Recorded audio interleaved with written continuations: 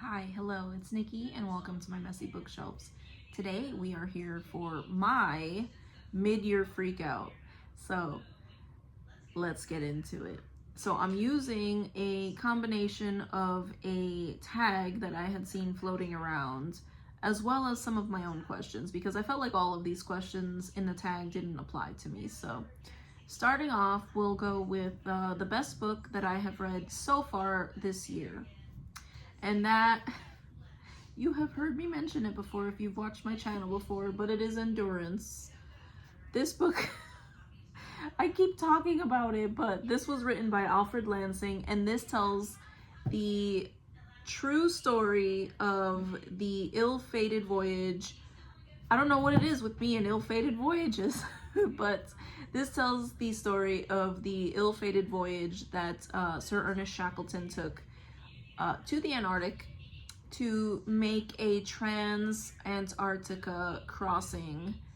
And obviously, spoiler alert, he did not make it across the continent of Antarctica. However, he had many adventures, and it is just such a compelling story of survival and what it means to be a leader and bringing your crew, your subordinates, to safety. It is just fantastic. I love this book so much. And I apologize if you can hear A, either dogs, because they're at my feet, and B, a thunderstorm, so you will hear both. The next question is, what was the best sequel that I read this year? And that would have to be The House of Fortune by Jessie Burton, a book that I just finished this month and didn't realize was the sequel to The Miniaturist by the same author. And yeah, I wasn't expecting it to be a sequel, and it wasn't until I was several chapters in that I realized that it was a sequel to that story.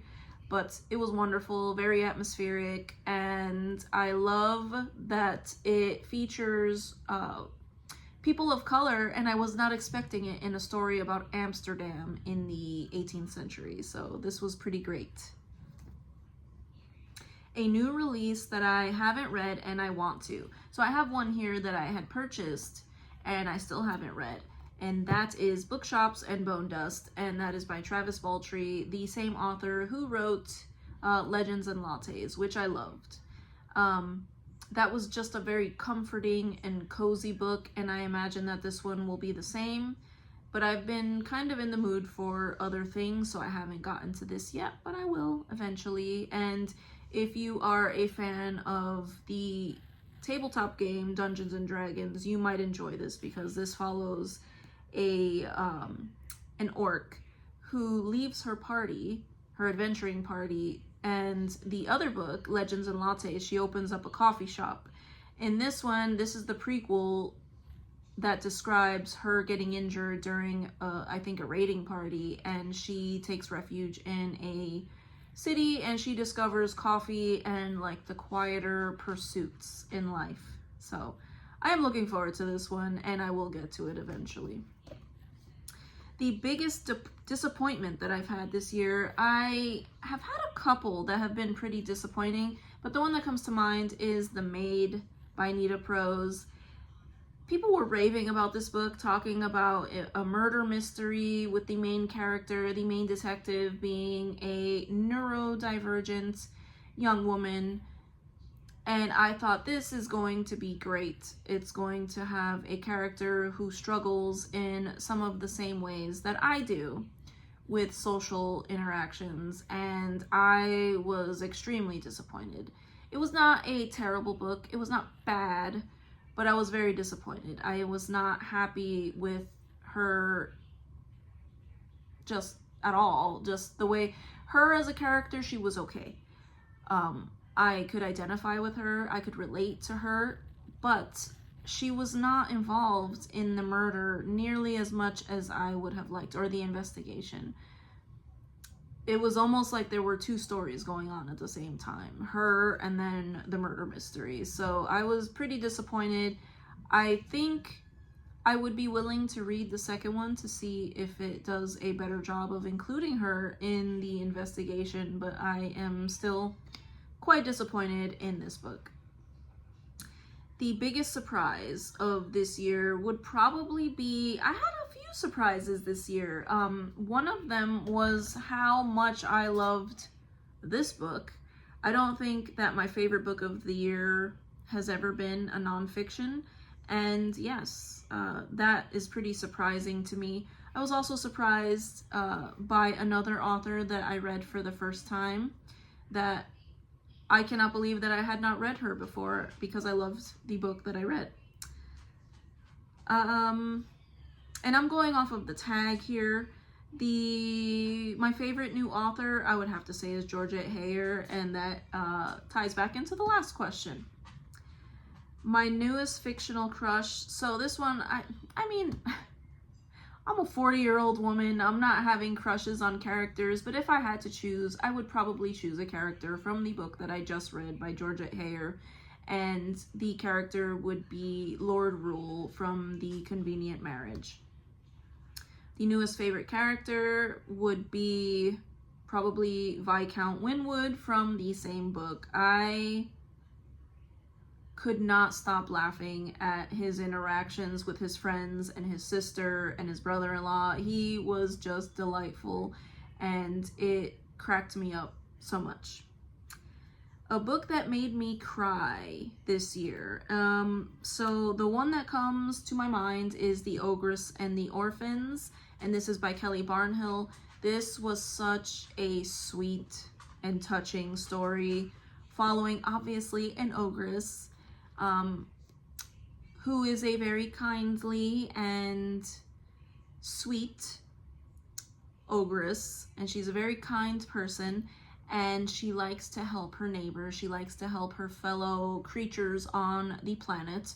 And there is a parallel story about a group of orphans who are suffering and not doing well because their town, their little village, has suffered some hardship.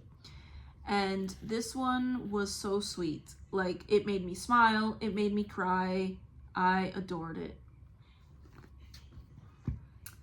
The next question. A book that made me happy would be the one that I just finished that I have already mentioned in this video, and that is The Convenient Marriage by Georgette Heyer. The most beautiful book that I have bought this year, I think that would have to be Mansfield Park by Jane Austen. I have bought, I think, more than one copy this year, but I just think it is gorgeous. It is so pretty, and it has the gold leaf edges. It's got the little ribbon bookmark, but it's like embossed flowers here, and I just think it is gorgeous. What books do I need to read by the end of the year? I don't think that there are any that I need to read by the end of the year, but I guess the one that I would say would probably be one that I am committed to finishing, and that is The Tale of Genji by Murasaki Shikibu, and that is one that I actually would like to finish by the fall. So I would like to read this over the summer, and I am chipping away at it. I have not quit. Again, I have not quit. What is this though? Like my third time trying to get through this book. But yes, I am chipping away at it still, and it is one of my goals. So a couple of questions that I did not see in the tag were how many books total, and I have read 36 books total this year. 6 of them were audiobooks, 7 of them were nonfiction, 7 of them were classics, and I think that was a really hard number to come up with because with classics, it was hard to determine what to consider classics. I didn't consider any of the Agatha Christie's classics that I have read.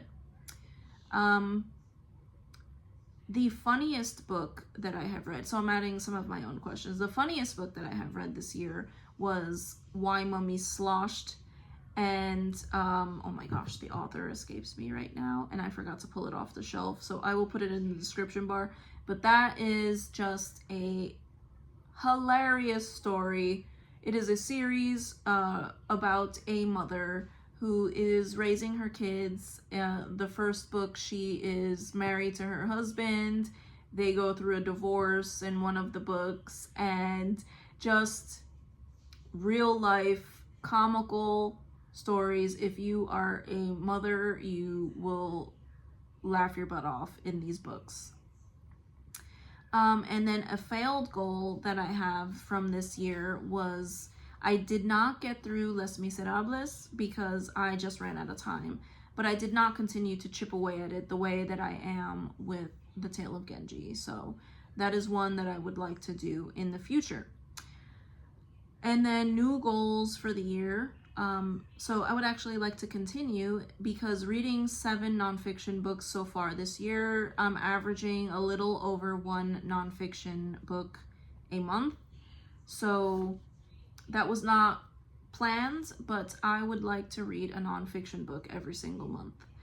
I would also like to get through, as I mentioned before, get through The Tale of Genji.